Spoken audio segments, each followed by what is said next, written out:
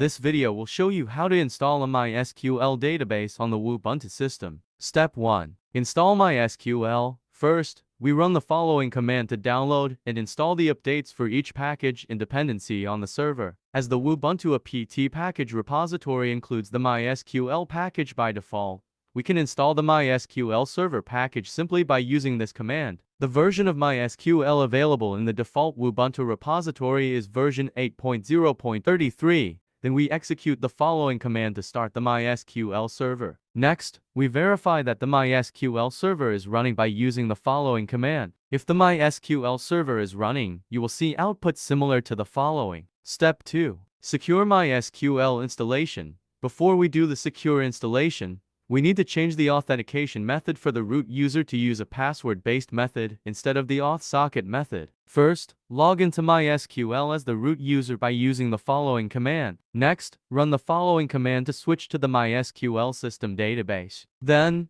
update the root user's authentication method to use the native MySQL authentication method. Then, flush the privileges to apply the changes by running the following command. Finally, exit the MySQL prompt. We run the following command to change some of the less secure default options for things like remote root logins and sample users. Step 3. Create a MySQL database. First, execute the following command to create a new database, where database name is the name of the database you want to create.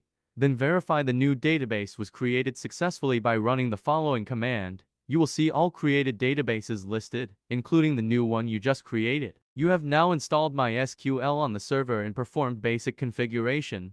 Finally, execute the following command to exit the MySQL server. So far, you have successfully created a MySQL database on the Ubuntu system. Step 4. Create a MySQL user and grant privileges. The root user has full privileges over the MySQL server, meaning it has complete control over every database, table, user, and so on. It's best to avoid using this account outside of administrative functions. This step shows you how to use the root MySQL user to create a new user account and grant it privileges. First, we access the MySQL database as the root user by using the following command. Then, use the following command to create a new user with a create user statement.